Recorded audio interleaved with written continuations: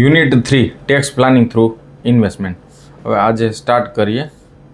એની અંદર section 80C થી લઈને 80U સુધીની સેક્શન છે, જે ડિડક્શન માટેની સેક્શન છે. 5 હેડ માટે જે ઇન્કમ પ્લસ થાય અને એ ઇન્કમમાં કેટલી છૂટ મળે છે, બાદ મળે છે, એ આપણે આ સેક્શનની અંદર, આ ચેપ્ટરની અંદર શીખવાનું છે. એના 2 પ્રેક્ટિકલ સમ મેં કરેલા છે, જે મે બી પૂછાઈ શકે. એક સેક્શન 80C માટેનો અને એક સેક્શન 80D માટેનો, 2 સમ ને પછી એના માટેની અલગ અલગ સેક્શન છે. આપણે 1 બાય 1 ચેપ્ટરમાં જોઈએ શું આવશે. 5 હેડની ટોટલ ઇન્કમ થાય એને ગ્રોસ ટોટલ ઇન્કમ કહેવાય. એમાંથી ડિડક્શન એટલે બાદ મળે, જે ઇન્કમ ટેક્સ એક્ટ 1961 છૂટ આપે છે કે આટલી તમે બાદ કરી શકો. એ બાદ કરવા માટેની સેક્શન છે 80C થી લઈને 80U સુધીનું. એમાંની સેક્શન 80C નો સમ છે, પ્રાચી has made the following payment during the previous year 2024-25: contribution, PPF, recognized provident fund, tuition fee, life insurance premium, mutual fund, infrastructure facility, housing લોનનું રીપેમેન્ટ અને ટર્મ લોન. એમાં 80Cમાં કેટલી ક્વોલિફાઈડ અમાઉન્ટ ડિડક્શન માટે બાદ મળશે? તો 80Cની એક ડિડક્શન માટેની મર્યાદા છે 1,50,000 સુધી મળશે અમાઉન્ટ બાદ, બાકીના નહીં મળે. કઈ અમાઉન્ટ 80Cમાં આવે? પ્રોવિડન્ટ ફંડ 80Cની અંદર આવશે, રિકોગ્નાઇઝ પ્રોવિડન્ટ ફંડ એ પણ 80Cમાં, પણ ટ્યુશન ફી 2 ચિલ્ડ્રન સુધી જ બાદ મળે. અહીંયા 24,000 છે, એક ચિલ્ડ્રનના 8,000, તો અહીંયા 3 ચિલ્ડ્રન છે, તો જે અમાઉન્ટ જે બાદ મળશે એ ખાલી 16,000 જ મળશે, નહીં કે 24,000. આ ખાસ યાદ રાખવાનું, 2 ચિલ્ડ્રનના જ બાદ મળશે એવું લોની અંદર કીધેલું છે. પછી છે life insurance policy. Life insurance પોલિસીની અંદર જે સમ એસ્યોર્ડ હોય, સમ એસ્યોર્ડની અમાઉન્ટના 10% એટલી અમાઉન્ટ બાદ મળે. સમ એસ્યોર્ડ છે 1 લાખ, 1 લાખના 10% એટલે 10,000 સુધી બાદ મળે, નહીં કે 12,000. 12,000 નહીં બાદ મળે, 10,000 સુધી મળશે, એ નિયમ છે. પછી મ્યુચ્યુઅલ ફંડમાં 20,000 બાદ મળશે. હાઉસિંગ લોન, હાઉસિંગ લોનનું ઇન્ટરેસ્ટ સેક્શન 24B, જે તમે હાઉસ પ્રોપર્ટીમાં શીખેલા, જ્યારે એનું ઇન્સ્ટોલમેન્ટ, એના માટેનો જે હપ્તો જતો હોય એના માટે સેક્શન છે 80C. 80C માટે એ રીપેમેન્ટ બાદ મળશે 47. અને લાસ્ટમાં છે ઇન્વેસ્ટમેન્ટ FD, એ ટર્મ ડિપોઝિટ છે, એ બાદ નહીં મળે. શું કામ નહીં મળે? એના માટેની ખાલી જે એક જ FD ક્વોલિફાઈડ છે. જો અહીંયા લખું only system saving FD qualified, એટલે એ જો એવી રીતની જો FD આપેલી હોય એ જ ક્વોલિફાઈડ થાય, એટલે બાદ થાય, બાકી ન થાય. આ સમ જોઈ લીધો. હવે એનો આન્સર કઈ રીતે લખશું એ આપણે જોઈએ.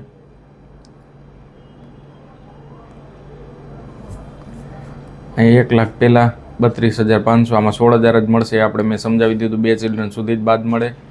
પછી સમ એસ્યોર્ડના 10% એટલે 10,000 જ મળે આમાં, અને આમાં સિસ્ટમ સેવિંગના જ મળે, આ નહીં મળે, એટલે અહીંયા ડેશ. ટોટલ મળવાપાત્ર, બાદ મળવાપાત્ર બધી આવકમાંથી આટલી અમાઉન્ટ થાય, પણ નિયમ એવો કહે છે કે 1.5 લાખની મર્યાદામાં જ મળે, એટલે રિસ્ટ્રિક્શન અમાઉન્ટ. 5 લાખનું રોકાણ કરવું તો મને મળે 1.5 લાખ જ, એટલે એટલી અમાઉન્ટ મેં લખેલી છે. એના પછીનો સમ નંબર 2, કાર્તિક વ્યાસ. હવે આ સેક્શન 80D માટેનો છે. Kartik Vyas has made the following payment during the previous year 2024-25. Insurance માટેની સેક્શન છે 80D, અને એના માટે આપણે હવે 80D સેક્શન કોના માટે છે? મેડિક્લેમ ઇન્સ્યોરન્સ એ સેલ્ફ ઇન્ડિવિજ્યુઅલ હોય, સ્પાઉસ હોય અને એના ડિપેન્ડન્ટ ચિલ્ડ્રન અને એના પેરેન્ટ્સ માટે બાદ મળે. કેટલી અમાઉન્ટ મળે? ટોટલ 75,000ની અમાઉન્ટ મળે. એના પોતાના ફેમિલી માટે જે અમાઉન્ટ મળે એ 25,000, અને જો એના પેરેન્ટ્સ હોય એના માટે સિનિયર સિટીઝન હોય તો 50,000 સુધીની, એટલે ટોટલ અમાઉન્ટ મળે 75,000 બાદ મળે. એ કઈ રીતે આપણે બાદ મળશે અને કેવી રીતે એની ગણતરી કરવી આપણે જોતા જઈએ. પહેલાં છે 6,000 ગ્રાન્ડ મધર એટલે દાદીમાના ન મળે, ખાલી પેરેન્ટ્સ જ ઇન્ક્લુડ થાય, દાદીમાં નહીં. પછી 4,000 પેડ બાય કેશ, રોકડા ચૂકવો છો, ઇન્કમટેક્સ કહી દે, રોકડા ચૂકવશો એ બાદ નહીં મળે. પછી કોઈ પણ હોય, ડિપેન્ડન્ટ પેરેન્ટ્સ હોય, જો આ ભૂલ કરવા માટે આપેલું જ હોય. કેશ જોવાનું, કેશથી પેમેન્ટ થાય. અને મેડિક્લેમના એનો મતલબ શું થાય કે કેશથી પેમેન્ટ કરેલું છે, મેડિક્લેમ બાદ મળશે તો નહીં મળે. જનરલી હવે તો મેડિક્લેમવાળા ચેક અથવા ડાયરેક્ટ ખાતામાં ટ્રાન્સફર દ્વારા જ અમાઉન્ટ લે છે, એટલે કેશથી જો આપેલું હોય ટ્રાન્ઝેક્શન તો એ નહીં મળે. એના પછીનો છે 18,000 paid by check office spouse who is not dependent on him. Dependent અને નોટ ડિપેન્ડન્ટ એટલે શું? સ્પાઉસ પણ પોતાની રીતે વર્ક કરે છે, જોબ કરે છે, પણ સ્પાઉસ છે 18,000 બાદ મળવાપાત્ર છે, એટલે ફેમિલીમાં બધાના મળવાપાત્ર છે, એટલે આ એક મળવાપાત્ર છે. પછી ઓન હેલ્થ, પોતાની હેલ્થ માટે એ પણ મળશે. પછી મેજર સન, એના પોતાના સન માટે, એ સન માટે પણ મળશે. પછી માઇનોર બ્રધર, બ્રધર નથી ડેફિનેશનમાં, ફેમિલીની ડેફિનેશનમાં સ્પાઉસ, ડિપેન્ડન્ટ ચિલ્ડ્રન અને ડિપેન્ડન્ટ પેરેન્ટ્સ આટલા જ, અથવા પેરેન્ટ્સ એ જ ખાલી ધ્યાનમાં લેવામાં. તો એટલે બ્રધર નહીં આવે, ગ્રાન્ડ મધર ન આવે, ભૂલ કરવા માટે આપેલું હોય. કેશથી પેમેન્ટ એ નહીં આવે. 40,000 ઇન્સ્યોરિંગ હેલ્થ ઓફિસ ફાધર, ડિપેન્ડન્ટ હોય કે ન હોય, ફાધરના છે અને સિનિયર સિટીઝન છે, જેની એજ 60થી વધુ હોય એને સિનિયર સિટીઝન કહેવાય, એના બાદ મળવાપાત્ર છે, એટલે 40,000 મળશે. ડિપેન્ડન્ટ મધર 25,000 એ પણ મળવાપાત્ર છે. અને ડેબિટ કાર્ડ, અને આમાં કીધેલું છે એના son not dependent on him as the son has is on income acting serial, પોતાની એક્ટિંગથી, એટલે પોતે ડિપેન્ડન્ટ ચિલ્ડ્રન નથી, ઇન્ડિપેન્ડન્ટ ચિલ્ડ્રન છે, પોતાની રીતે વર્ક કરે છે, તો આના 500 મળશે નહીં. જ્યારે સ્પાઉસના કેસમાં મળશે. તો આપણે સ્ટેટમેન્ટના ફોર્મથી જોઈએ. પોતાના સ્પાઉસમાં 18,000, પોતાની લાઈફમાં જ્યાં કીધેલું છે એલિજિબલ પેમેન્ટ ફોર હિમસેલ્ફ, એટલે પોતે ઓન, સ્પાઉસ હસબન્ડ અથવા wife as the case may be dependent children, major son. પછી સિનિયર સિટીઝનમાં 40,000 અને 25,000. આ ટોટલ એલિજિબલ અમાઉન્ટ, આની અમાઉન્ટ થાય છે 44,000, એને ડિડક્શન કરેલું છે. પણ લો એવું કહે છે કે પોતાના માટે, સ્પાઉસ માટે અને ચિલ્ડ્રન માટે અમાઉન્ટ તમને 25,000 જ બાદ મળશે, અને તમારા પેરેન્ટ્સ માટે 50,000 સુધી બાદ અમાઉન્ટ મળશે. જ્યાં કીધેલું છે સિનિયર સિટીઝન અને એના મધર એ ટોટલ 65,000 કરે છે, પણ કાયદો એવું કહે છે કે તમને 50,000 સુધી બાદ મળશે. અને including ₹5,000 additional deduction for senior citizen, senior સિટીઝનને વધારાના 5,000 મળવાપાત્ર થાય, તો 25 ને 50 75,000 સુધીનું ડિડક્શન બાદ મળે. તો આ થઈ ગયો 80Dનો સમ જે પૂછી શકાય. હવે જે સમ પૂછી શકાય એ આપણે જોતા જઈએ. Table showing deduction based on contribution. હવે થિયરીમાં પૂછાય તમને 80C લઈને 80U કઈ ઇમ્પોર્ટન્ટ ડિડક્શનની સેક્શન છે એ પણ હું ટીક કરી દઈશ કે આ મેક્સિમમ પૂછી શકાય. બધી સેક્શન આપણે એક વખત જોવી પડે. થિયરીમાં પૂછે કે કોઈ પણ 5 લખો, કોઈ પણ 3 લખો, કોઈ પણ 4 લખો, અથવા કોઈ પણ 2 સમજાવો, તો આપણે બધી આવડવી જોઈએ. સેક્શન 80C શેના માટે છે? જે ઇન્ડિવિડ્યુઅલ અને HUF પોતે કોન્ટ્રીબ્યુશન કરે પીપીએફમાં, પબ્લિક પ્રોવિડન્ટ ફંડમાં અથવા અધર, એની લિમિટ કેટલી છે? 1,50,000. એના માટેનો આપણે સમ નંબર ફર્સ્ટ જોયો. પછી 80CCC એન્યુઇટી પ્લાન હોય અને ઇન્સ્યોર્ડ કંપની માટે, તો એની પણ લિમિટ છે 1,50,000. પછી સેન્ટ્રલ ગવર્મેન્ટના પેન્શન સ્કીમમાં, ગવર્મેન્ટનું પેન્શન સ્કીમ હોય એમાં જો રોકાણ કરે તો એસએસસીનું પોતાનું કન્ટ્રીબ્યુશન, એક્ઝામ્પલ તરીકે હું જોબ કરતો હોય મારું કન્ટ્રીબ્યુશન 10%, મારો 1 લાખ પગાર હોય તો 10%, 10,000 મારા, પ્લસ એમ્પ્લોયર 1,00,000ના 20% આપે, ટોટલ 30,000. તો 30,000 સુધીની મર્યાદામાં મને બાદ મળવાપાત્ર થાય પેન્શન ફંડ. 80 section CCD.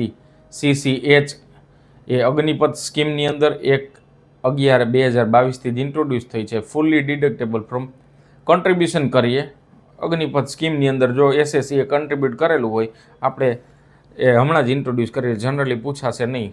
મોટા ભાગે મોસ્ટ એમપી છે 80C, પછી 80D, જે 2 મોસ્ટ એમપી હતી, બંને નામે સમ કવર કરેલા છે.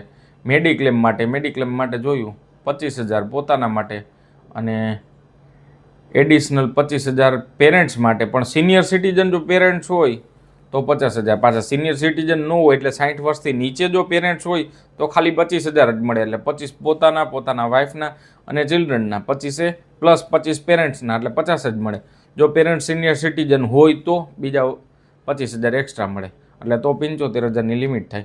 એના પછી છે section 80DD four medical treatment of handicap dependent. મારા હું ધારો કે એસએસસી તરીકે મારા હેન્ડીકેપ ડિપેન્ડન્ટ મારા ભાઈ અથવા બેન જો હેન્ડીકેપ હોય અને મારા ઉપર આધારિત હોય તો એને મેડિકલ ટ્રીટમેન્ટ હું કરાવું તો કેટલી અમાઉન્ટ મારી કુલ આવકમાંથી બાદ મળે એના માટેની સેક્શન છે 80DD. 75,000 is fix for individual or residential HUF. 75,000 સુધી મળશે અથવા deduction of 1,20,000 is deposit expense for medical treatment of handicapped dependent person with severe disability. એટલે ડિસેબિલિટીનો પ્રકાર, ડિસેબિલિટીમાં વધુ ડિસેબિલિટી હોય એટલે 80%. આપણે જનરલી જોઈએ છીએ કે અંધ 80% છે, 70% છે. પહેલાં ગવર્મેન્ટ એવી ક્રાઇટેરિયા હતો કે 60% હોય તો સિવિયર કહેવાય, 70 હોય તો સિવિયર. હવે જનરલી 80%થી વધુ જો ડિસેબિલિટી, એક્ઝામ્પલ તરીકે આંખ છે પણ 20% જ કામ કરતી હોય તો 80% કામ નથી કરતી તો એને કહેવાય સિવિયર ડિસેબિલિટી. એવા કેસમાં 75ની બદલે 1,25,000ની ટ્રીટમેન્ટ જો હું કરાવું, જો મારે કોઈ ડિપેન્ડન્ટ હોય તો મને એટલી મર્યાદામાં બાદ મળશે. બાદ કઈ રીતે? 5 હેડની કુલ ઇન્કમ એમાંથી આટલી મને જે મેડિકલ ટ્રીટમેન્ટ કરાવેલી એ બાદ થાય પછી જે ટેક્સેબલ ઇન્કમ ઉપર ટેક્સ ગણાય. એના પછી છે section 80DD B. Medical treatment himself અથવા dependent relative for special disease. Special disease હોય એવા કેસની અંદર પોતાના માટે અથવા રિલેટિવના 40,000 સુધી અને સિનિયર સિટીઝનમાં 1,00,000. 80E આ પણ પૂછી શકાય. Deduction in respect of interest paid on loan for education. Example તરીકે કોઈ પેરેન્ટ્સના સન અથવા ડોટર ફોરેનમાં ભણવા માટે જાય અને એના માટે એજ્યુકેશનલ લોન લેવામાં આવે તો એનું જે ઇન્ટરેસ્ટ પેડ કરવામાં આવે, એક્ઝામ્પલ તરીકે મારા ડોટર છે એ ફોરેનમાં જાય અને એની મેં લોન લીધેલી હોય, એનું ઇન્ટરેસ્ટ જે હું ભરું તો એ ઇન્ટરેસ્ટ છે મારી કુલ આવકમાંથી બાદ થાય અને પછી જે વધે એના ઉપર ટેક્સ થાય. તો એના માટેની સેક્શન છે 80E. Deduction is allowed in computing the total income in respect of the initial assessment and next 7th assessment until the interest is paid in full. જ્યાં સુધી વ્યાજ ન ભરી શકે ત્યાં સુધી વિચેવર ઇઝ અર્લિયર. તો એટલું 7 વર્ષ સુધી એને બાદ મળવા પાત્ર થશે. 7 વર્ષ સુધીની લોન ગ્રાન્ટ થાય. પછી 80EE for interest on loan taken for residential house property. House property માટેનું કાંઈ લોન લીધેલું હોય અને એનું ઇન્ટરેસ્ટ હોય તો મેક્સિમમ ડિડક્શન 50,000 સેન્કશન. પછી જો એમાં કીધેલું છે હાઉસ પ્રોપર્ટીની લિમિટ 35 લાખની હોય પણ 35થી વધુ પણ 50થી વધુ ન જોઈ અને હાઉસ પ્રોપર્ટી પાસે બીજું જ્યાં લોન સેન્કશન ત્યાં સુધી બીજું એક મકાન હોવું જોઈએ નહીં. પછી 80EEA interest on loan taken for certain house property. HRA માટેનું જે ઇમ્પોર્ટન્ટ નથી, 45ની લિમિટ ઉપરની જેમ જ. પછી ઇલેક્ટ્રોનિક વ્હીકલ આ પણ પૂછી શકાય. નવો જ એમેન્ડમેન્ટ થયેલો છે 19 પછીથી. 19 થી 23ના સમય દરમિયાન ગવર્મેન્ટ એવી સ્કીમ બહાર પાડેલી હતી, interest paid on loan for purchase of electronic vehicle. કાંઈ ઇલેક્ટ્રોનિક વ્હીકલ હું પરચેસ કરું, વ્હીકલની અંદર બધું આવી જાય, 2 વ્હીલ 4 વ્હીલ જો પરચેસ કરેલું હોય અને actual interest is payable or 1.5 lakh. Actual મેં ચૂક્યું હોય, ધારો કે મેં એકચ્યુઅલ ચૂક્યું 1 લાખ રૂપિયા વ્યાજ વર્ષનું અથવા 1.5 લાખ, બંનેમાંથી જે લોઅર હોય એટલું મને બાદ મળે. ક્યાં સુધીમાંથી? જો લોન સેન્કશન થઈ ગયેલી હોવી જોઈએ. ક્યારે? 19 થી 23માં લોન અપ્રુવલ થઈ ગયેલી હોવી જોઈએ. પહેલાં 19 થી 23માં લોન અપ્રુવલ થઈ ગયું ને અત્યારે જો એ કન્ટિન્યુ રાખે તો પણ ચાલે, પણ એની લોન ફરજિયાત એ સમયમાં જ ગવર્મેન્ટે આપેલું હતું. તો 80EEB. પછી રેન્ટ પેડ એના માટેની સેક્શન છે deduction is allowed on the basis of. આ પણ પૂછી શકાય. Deduction in respect of rent paid provided he does not get any HRF. એટલે હાઉસ રેન્ટ અલાઉન્સીસ. મને HRA ન મળતું હોય અને હું રેન્ટ પેડ કરું તો મને ડિડક્શન મળે. સર HRA એટલે શું? સેલેરીમાં જે એક અલાઉન્સીસ મળે હાઉસ માટેનું એને HRA કહેવાય. એ જો મને ન મળતું હોય, ક્યાંક હું જોબ કરતો હોય તો મને ડિડક્શન 80GGની અંદર બાદ મળે. કેટલું મળશે? 5,000 or in excess of the rent paid of 10% of adjusted total income અથવા 25% of adjusted total income. Adjusted total ઇન્કમના 25% અથવા 10% ઓર એનો લોઅર. એ એડજસ્ટેડ ટોટલ ઇન્કમ એટલે બીજું કાંઈ નહીં, બધી ટોટલ ઇન્કમ એમાંથી સ્પેશિયલ ટેક્સની રેટ એટલે કે કેપિટલ ગેનની બાદ કરો. એ કાંઈ ઇમ્પોર્ટન્ટ નથી, એવી કેવી રીતે કરશું એ કાંઈ અગત્યનું નથી. એના પછી છે QQB. રોયલ્ટી રિસીવડ થાય. એક્ઝામ્પલ તરીકે હું બુક લખું, મને કોઈ પણ કંપનીવાળા રોયલ્ટી આપે અથવા હું આર્ટ અથવા સાયન્ટિફિક વર્ક કરેલું હોય તો એના માટેની સેક્શન છે royalty received in lump sum or otherwise by author of book on literature arts or science 100% of royalty income or 3 lakh whichever is less. મને ધારો કે 2,95,000ની રોયલ્ટી કોક પાસેથી કોઈ એ લિમિટેડ પાસેથી એ પબ્લિશર પાસેથી મળે તો ત્યાં સુધીની મને ઇન્કમ જે મળે એ બાદ થઈ જાય as per section 80 QQB. RRB patent act અને પેટન્ટી પાસેથી જો કાંઈ અમાઉન્ટ મળે તો એના માટે 3 લાખ. પછીની સેક્શન છે એ અગત્યની છે 80TTA અને 80TTB. આ પણ એક્ઝામમાં ઘણી વખત પૂછાય છે. Interest income on FD, interest income on deposit in saving bank. Saving ખાતાનું જો વ્યાજ હોય તો 10,000 સુધી બાદ મળે. સર સેવિંગ ખાતાનું વ્યાજ એટલે સેવિંગ બેંકની જે અંદર જે ઇન્ટરેસ્ટ મળતું હોય એ 10,000 સુધી બાદ મળે. 10,000 ઉપર હોય તો એ ટેક્સેબલ થાય as per section 80TTA. Example તરીકે હું એઝ અ SSC મારે 5 બેંકમાં અકાઉન્ટ હોય, બધાની ટોટલ થઈને મારી સેવિંગ બેંકની ઇન્ટરેસ્ટ એટલે બચત ખાતાનું વ્યાજ 35,000 થતું હોય તો 10,000 સુધી બાદ મળી જાય અને પછીની જે ઇન્કમ વધે એના ઉપર ટેક્સેબલ થાય. અને એવી જ રીતે TTB માટે, TTB સિનિયર સિટીઝન માટે છે. સિનિયર સિટીઝન હોય અને એને સેમ સેવિંગ બેંકનું, FDનું, પોસ્ટ ઓફિસનું, પણ એની મર્યાદા 50,000ની છે. એ બે ખાસ ઇમ્પોર્ટન્ટ છે. અને deduction based on donation 80G અને 80U. 80G એટલે શું? ડોનેશન ટ્રસ્ટને કરવામાં આવે. Donation in respect of donation made generally 50% eligible donation allowed. Example મેં જલારામ ટ્રસ્ટમાં આપ્યું, 50% જે મેં દાન કરેલું છે એના બાદ મળે. પછી અમુક કેસની અંદર 100% બાદ મળે. 100% કોના મળે? ગવર્મેન્ટ જે નોટિફાઈડ કરે જે સ્પેસિફિક ડોનેશન એની અંદર 100% બાદ મળે. અને એનું calculation eligible amount up to 10% of adjusted total income. અને limit does not apply to certain donation. અમુક ડોનેશનની અંદર લિમિટ અપ્લાય નથી થતી. અને સેક્શન લાસ્ટ છે 80U, deduction in respect of person suffering from physical or mental disability.